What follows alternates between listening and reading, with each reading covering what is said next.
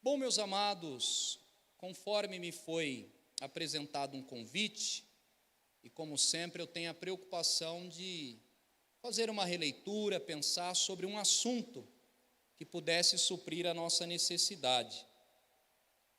E eu pensei em uma releitura aqui no primeiro livro dos Reis, capítulo 17, versículo 1 a seguir. Qual é o cenário imediato, de uma forma resumida? Israel está passando um processo de esfriamento. Ninguém mais cultua ao Senhor de uma forma fervorosa, gloriosa, como nós estamos cultuando aqui nessa noite. Não havia louvores entoados com muita graça e prazer, como a instrumentalidade que é o Marquinhos. Israel, geograficamente falando, no território do norte, estava passando por uma crise religiosa. Na direita, na esquerda, na frente e na retaguarda, o que este povo contemplava e via era altares sendo construídos a outros deuses. E o Deus central de Israel naqueles dias no território do norte era um Deus por nome de Baal. Era Baal que era cultuado, era Baal que era adorado, era Baal que era presenteado. E quem é que vai surgir como braço forte no território de Israel, região do norte em Samaria? Um profeta bem conhecido por nós, principalmente na dispensação do Antigo Testamento, conhecido como profeta fervoroso, eloquente, corajoso e diferenciado. É um profeta por nome de Elias. Elias vai surgir no palco de Israel, nos piores dias, para cultuar ao Deus de Abraão, ao Deus de Isaque e ao Deus de Jacó. Tanto é que no primeiro livro dos Reis, capítulo 16, vai dizer que Acabe, que era o rei dos dias do profeta Elias, é o rei que mais fez coisas ruins para com o Senhor do que todos os reis que antecederam a ele. É importante lembrar que a própria Bíblia vai frisar isso, que antes de Acabe não houve um rei que se igualou a ele com tantos maus feitos, que prejudicaram o culto ao nosso Deus, ao Deus de Abraão, ao Deus de Isaque e ao Deus de Jacó. E é nos dias deste rei Acabe, que estava a quilômetros do prazer de cultuar ao nosso Deus, que vai surgir o ministério de Elias. E o versículo de número 1, quando é lido, nós já começamos a exaurir e aplicar algumas lições para nós aqui nesta terça-feira, que foi agendada por Deus, e não tenha dúvida disso. O versículo 1 diz assim: então Elias, o tisbita dos moradores de Gileade, disse a Acabe. Até aqui. Olha que interessante, a Bíblia vai mencionar a biografia e a origem do profeta por nome de Elias. O texto diz que ele era de Tisba. E geograficamente, quando você vai investigar o mapa daquela época, Tisba não passava de um vilarejo pequenino, uma porção reduzida de Gileade. Ou seja, a geografia não guardou, a história não escreveu e o homem não pesquisou. Tanto é que após este versículo 1, a Bíblia não torna a mencionar o território de Tisba, nunca mais. Ou seja, um lugar anônimo, Marquinho, que a geografia não guardou, a história não pesquisou e o homem não investigou. Mas o Senhor ainda guarda, o Senhor ainda escreve e o Senhor ainda investiga. Só repito uma vez para você glorificar. Existem lugares que a geografia não vai guardar, que a história não vai prescrever e escrever, e homens não visitarão, mas é nestes lugares que o Senhor guarda, que o Senhor visita e que o Senhor escreve. E é deste lugar anônimo que se levanta um dos maiores profetas do Antigo Testamento. É deste recinto que a geografia não guardou, uma pequena porção, um vilarejo, que Deus vai levantar como braço forte o profeta Elias, que é mencionado até mesmo no Novo Testamento, que é comparado ao profeta por nome de João, aquele que batiza.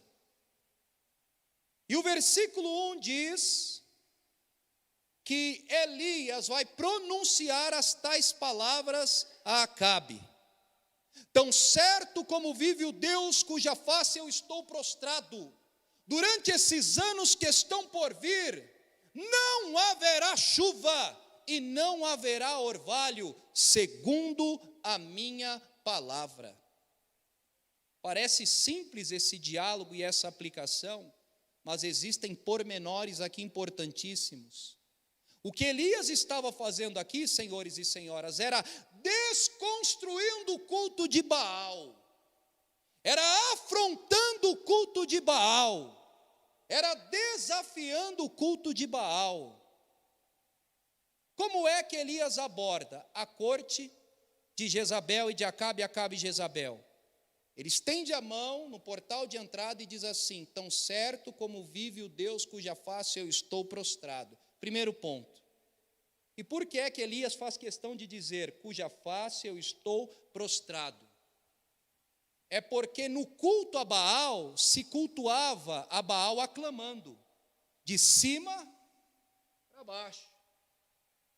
Aí Elias, conhecedor da causa, começa a desconstruir o culto a Baal. Ele observa e diz: está errado, vocês estão equivocados. Se esse Deus de pedra esculpido, que tem boca e não fala, ouvido e não ouve, mão e não toca, pé e não anda, vocês cultuam de cima para baixo, o nosso Deus que não vemos, mas tem boca e fala, olhos e vê, mão e toca, pé e anda, se cultua ao contrário. Enquanto vocês cultuam uma estátua de pedra de cima para baixo, o nosso Deus é de baixo para cima. Oh glória!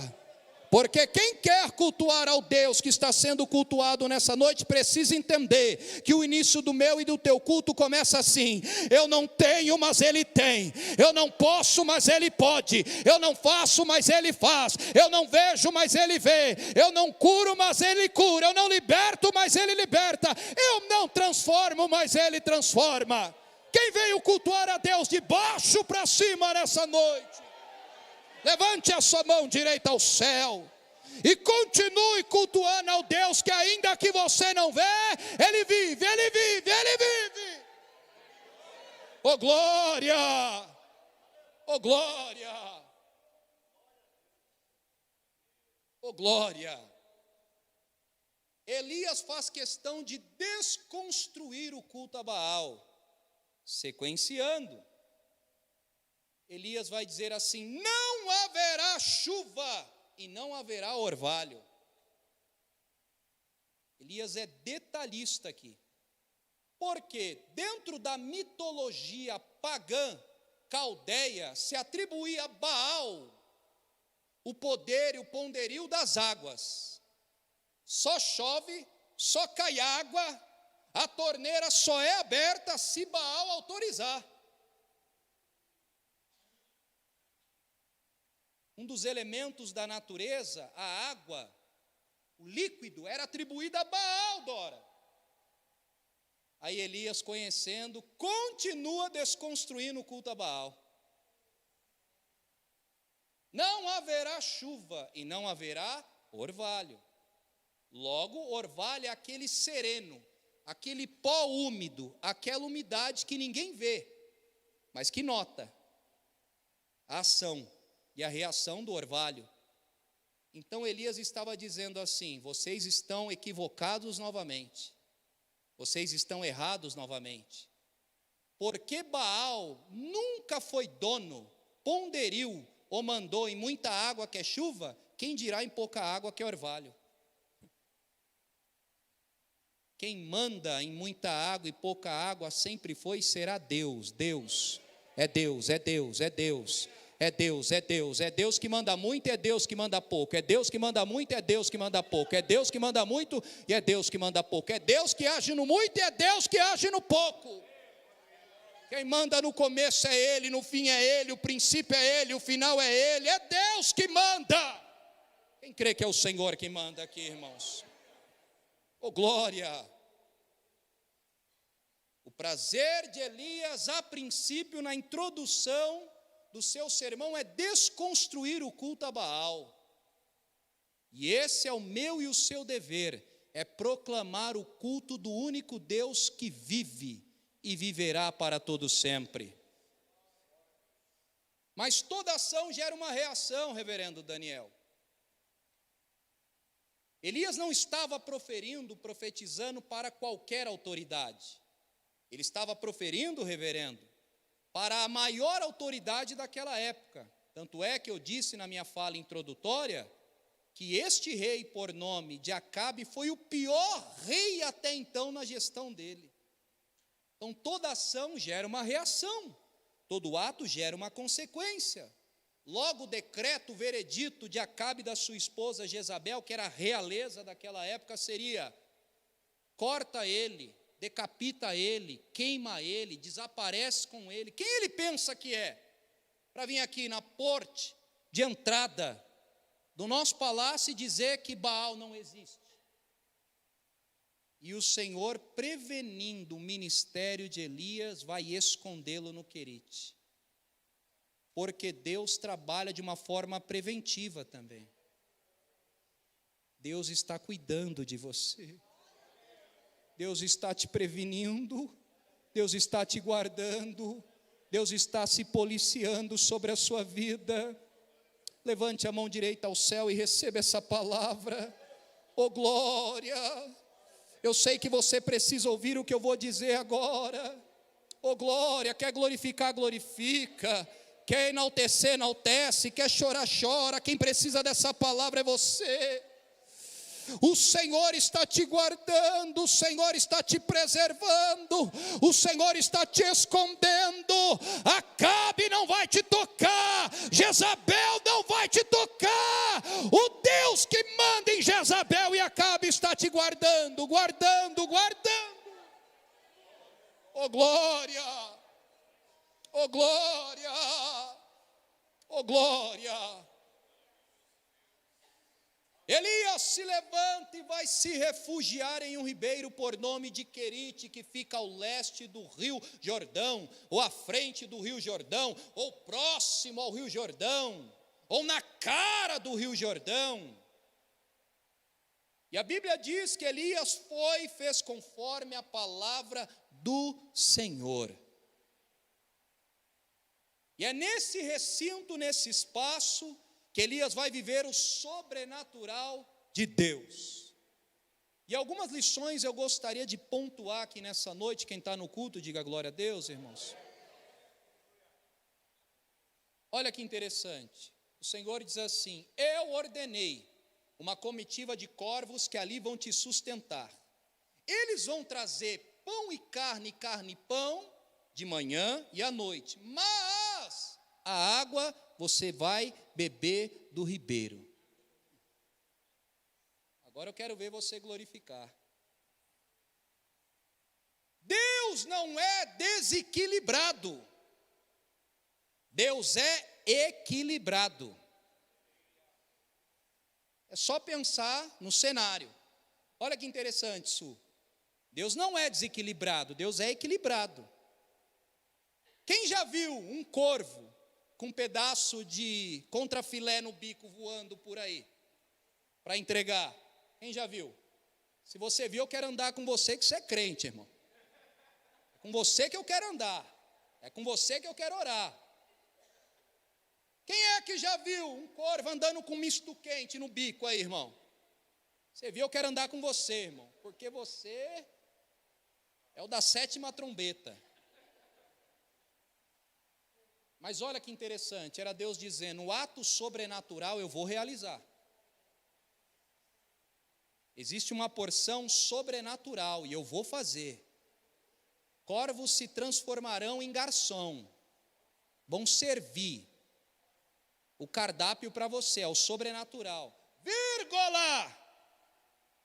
Mas a água, você levanta, pega o cântaro, a caneca, o pote, o copo e vai até o ribeiro. É um ato natural, qualquer um de nós conseguimos fazer. Era Deus dizendo: eu sou equilibrado e não desequilibrado. O sobrenatural eu faço, mas o natural quem faz é você. Era Deus dizendo: o que você não consegue, o que você não pode, o que não está no seu alcance, eu vou realizar. O impossível é com Deus, o sobrenatural é com Deus, mas o natural é com você. Era o Senhor dizendo: arregaça a manga, se levanta, e o que está no seu alcance faz você, Elias. Pega o cântaro, desce até o ribeiro, pega a água e bebe. Tem sobrenatural nessa noite, mas tem a sua parte também para fazer. Tem a sua parte também para fazer, mas tem o sobrenatural de Deus sobre as nossas vidas. Oh, glória!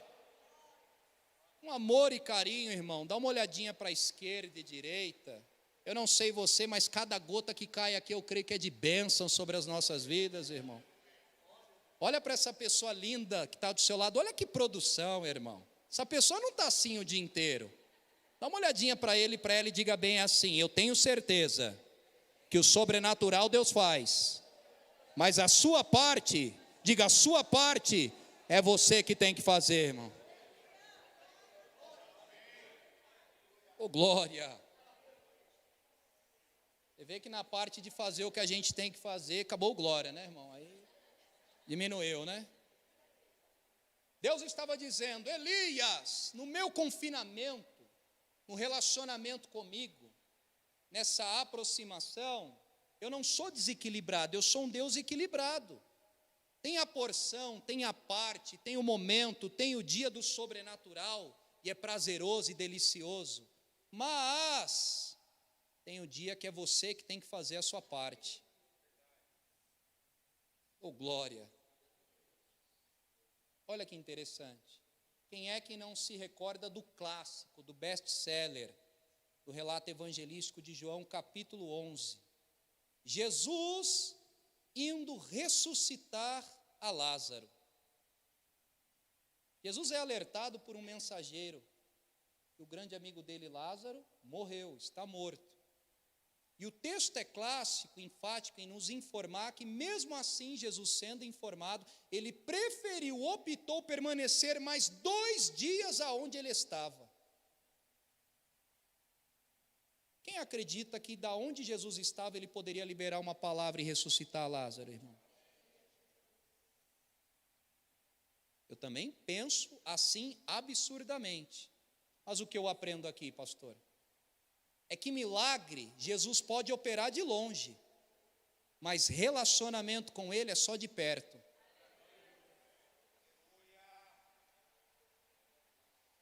Quer se relacionar com Ele e melhorar? É só se aproximando, é só andando de encontro a Ele, é só caminhando de encontro a Ele. O seu relacionamento com Ele não melhora, não evolui, não acrescenta de longe, é de perto, é de perto, é de perto, é de perto, é de perto, é de perto. Continuemos aprendendo com Elias confinado no Querite. E a palavra Querite vem da pronúncia hebraica, shahat, que traduzindo quer dizer cortar, moldar e colocar na medida certa. Sabe o porquê desse processo que você anda passando? Deus está te cortando, moldando, mas vai te colocar na medida certa. Só levanta a mão para glorificar quem quer ficar na medida de Deus, irmão. É difícil dar glória agora, né? Era Deus dizendo: Elias, eu não te removi do portal de entrada da corte de Jezabel e Acabe à toa, ou é um mero acaso, não. Eu estou te cortando, te moldando, mas está ficando na medida que eu quero te deixar. Oh, glória! Dá uma olhadinha para o lado e diz assim: vai ficar na medida. Se ele não der glória, muda de lugar, irmão. Oh, glória! Oh, glória! Fala a verdade, reverendo Daniel. Tem dias que Deus está cortando, moldando para nos colocar na medida certa. Continuemos aprendendo com o recinto que o Senhor confinou a este grande profeta de influência, Marquinho, no mundo antigo por nome de Elias. eu ordenei aos corvos que ali vão te sustentar. E qual é o menu, cardápio, ministro de louvor? Carne, pão e água. Será que Elias dobrou o seu joelho, olhou para o céu e disse: Senhor, o menu, o cardápio meu predileto lá em Tisba, o Senhor sabe que era água, pão e carne. O Senhor sabe que os meus pais colocavam na minha lancheira pão, carne e água. No. Falei certo agora, pastor? O senhor que estava na América lá, né? Eu fui para a Europa, o senhor foi para a América. No, é no mesmo? No. Me corrija, pelo amor de Deus. No, no, no. Never, no. Porque é pão, carne e água. É porque tanto no pão, tanto na carne, tanto na água, tem os nutrientes necessários para Elias sobreviver. Aleluia. Oh, glória. Deus estava dizendo: Elias, quando eu confino alguém, quando eu trato alguém, quando eu reservo alguém, quando eu separo alguém, quando eu cuido de alguém, eu não dou o que você quer, mas eu dou o que você precisa. Oh, glória. Oh, glória. Oh, glória, esse processo que você está passando, eu sei que você não está adquirindo o que você quer, mas não está faltando o que você precisa. Oh, glória. Continuemos aprendendo. Regra de hermenêutica. Hermenêutica.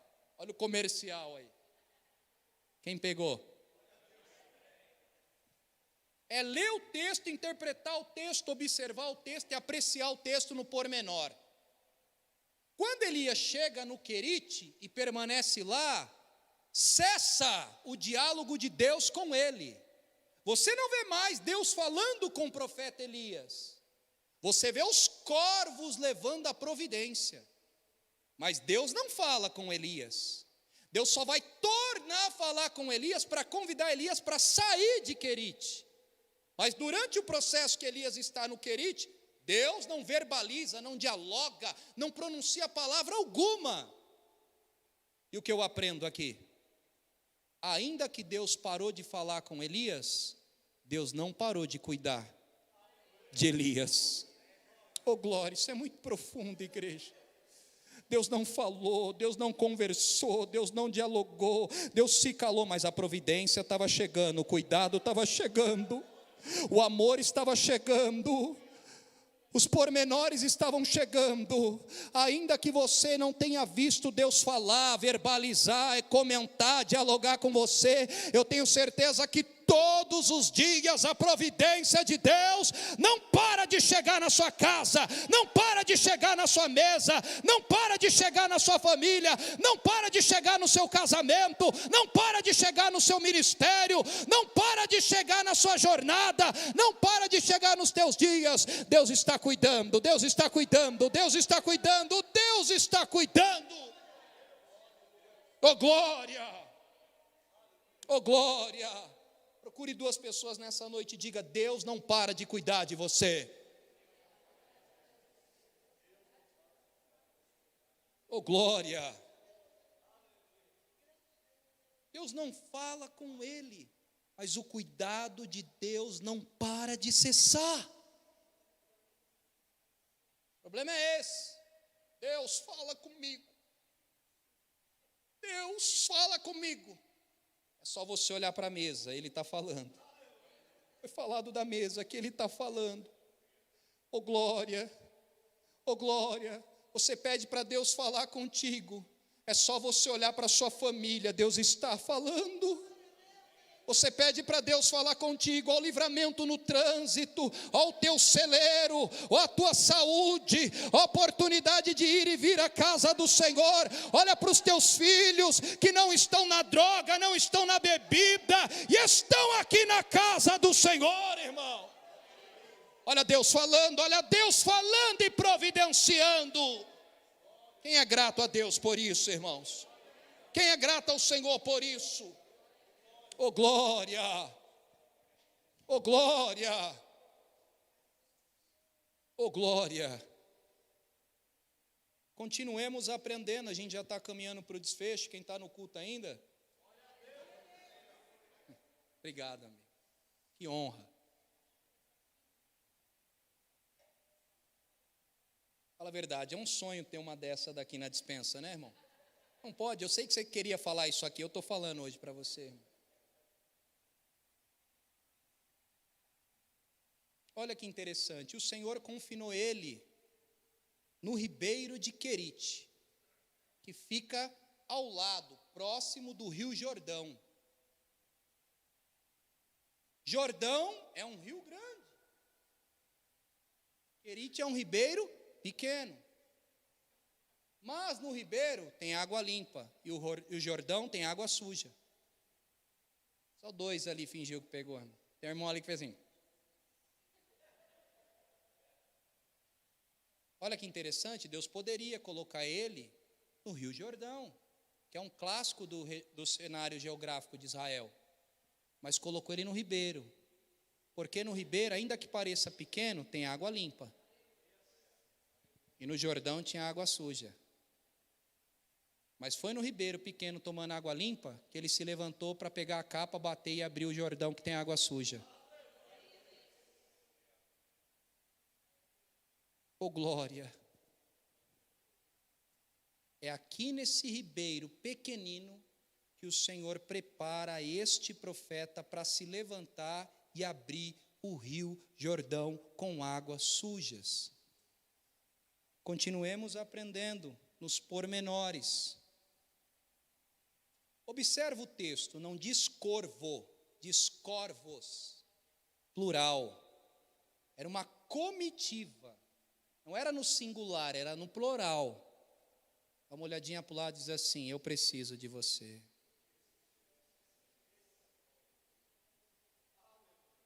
Agora torne essa pessoa e diga assim: você vai precisar de mim.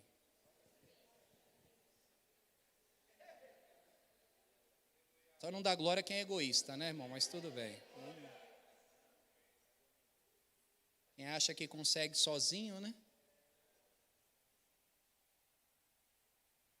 E é nesses pormenores que o Senhor vai trabalhando.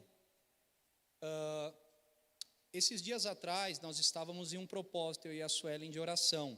E para cada dia de oração, a gente tirava uma palavra para a gente meditar.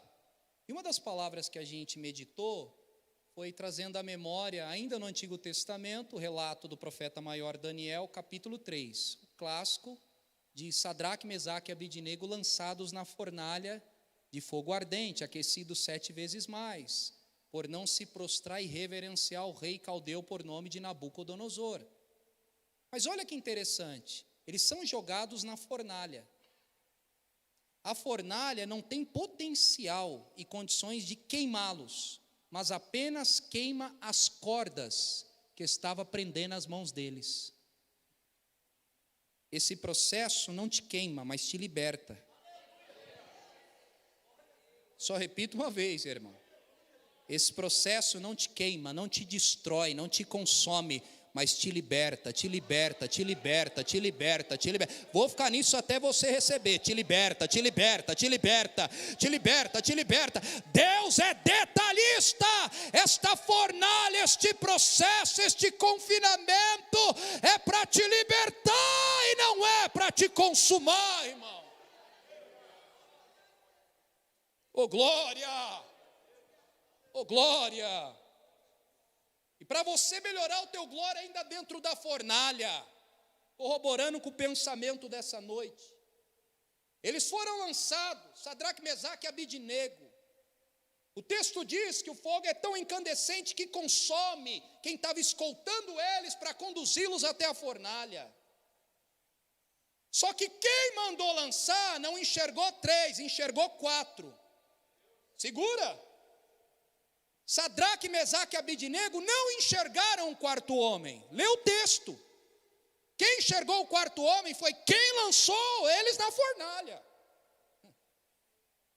Ainda que você não veja, quem está de fora está vendo quem está do seu lado, irmão. Quem está de fora está vendo quem está do seu lado. Quem está de fora está vendo quem está do seu lado. Às vezes você está aí, cadê o Senhor? Me abandonou, eu não te vejo, o Senhor não aparece, o Senhor não se manifesta.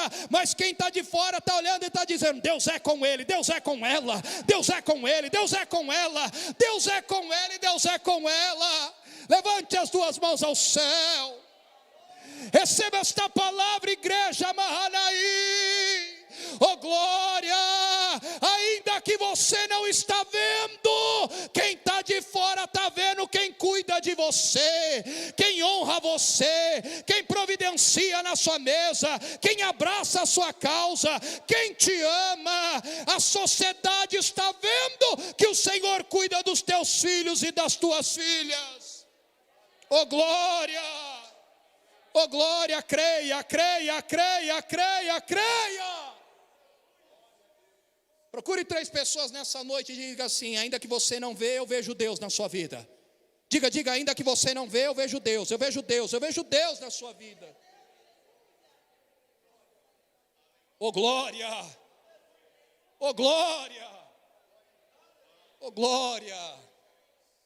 Fala a verdade, às vezes você está aqui, Deus, cadê o Senhor? Eu não vejo. Cadê o Senhor?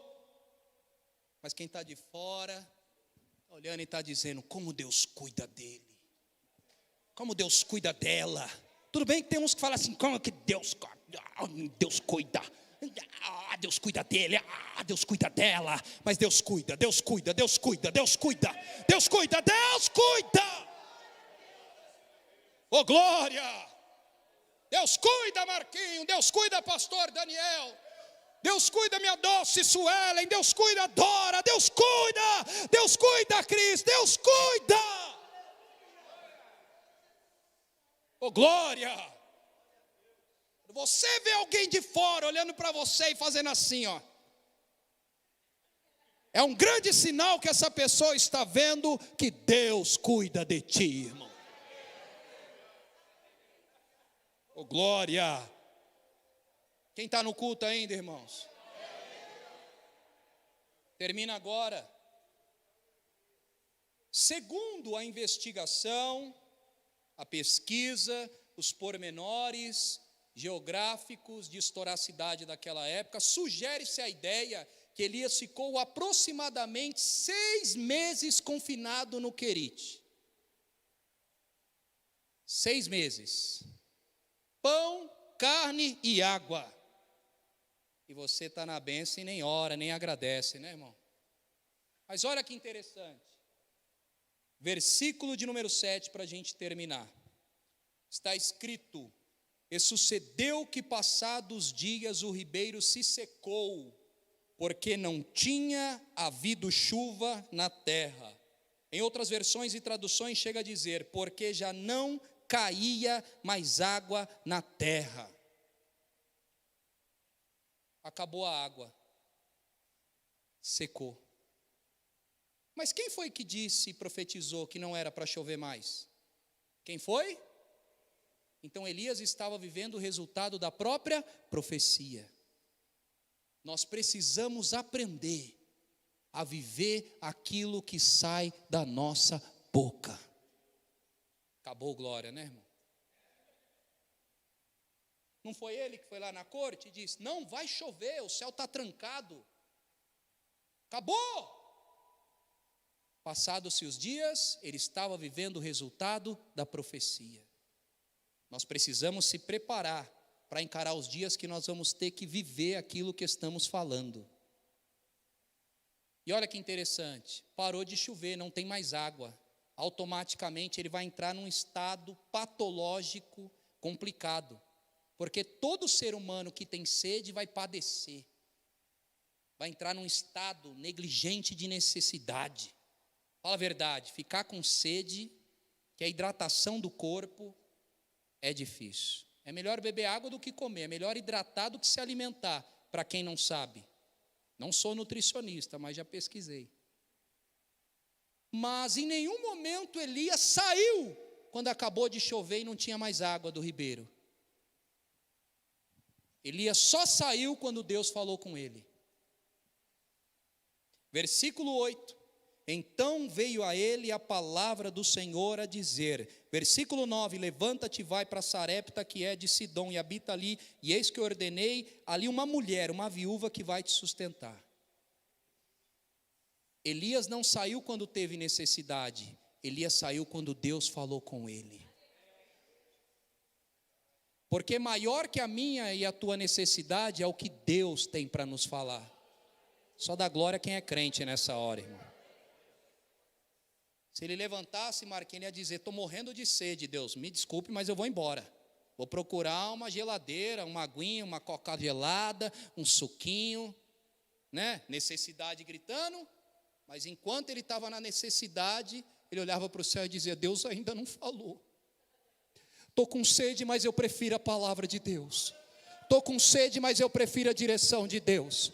Estou com sede, mas eu prefiro ouvir a voz do meu Deus. Maior do que a tua necessidade é o que Deus vai falar para você. Não age pela necessidade, mas se movimente por a palavra que Deus vai liberar na sua vida. Se coloque de pé nessa noite, mas não pare de glorificar.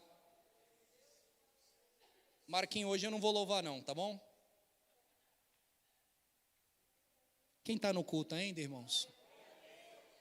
Queridos, eu quero convidar você com muito amor e carinho, você que ouviu essa simples e objetiva palavra, e crê que o Senhor é Deus, para cuidar de ti, neste processo que você está passando, da mesma forma que cuidou de Elias, seja na área espiritual, sentimental, material, familiar, trabalhista, a sair do seu lugar e vir aqui à frente, que eu quero orar por você, irmãos. Eu quero orar por você, meu irmão, minha irmã, você que crê, irmão. Saia do seu lugar, não tenha vergonha, eu só quero orar por você. Glória a Deus. Glória a Deus. Glória a Deus. Pode vir. Não tenha vergonha.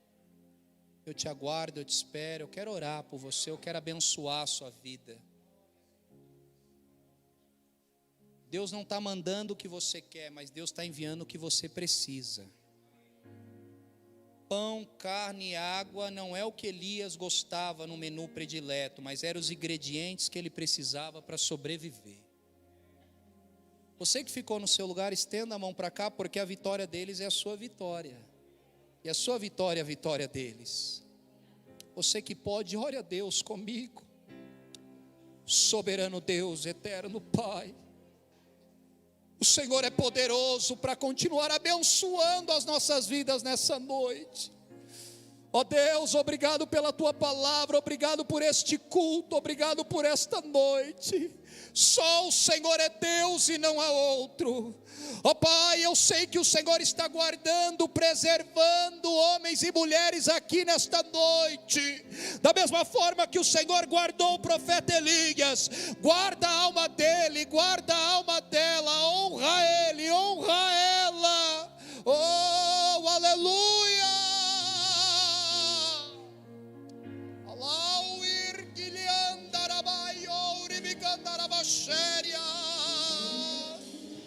Deus está cuidando, Deus está cuidando, Deus está cuidando. Deus cuida de mim. Eu amo a sua. Louve, louve. E não ando sozinho, não estou sozinho, pois é. Oh glória. Deus cuida de mim. Eu creio, eu creio, eu creio. Deus cuida de mim. Na sombra das suas asas. Oh glória. Deus cuida de mim. Oh glória. Eu amo a sua casa. E não ando sozinho, não estou sozinho.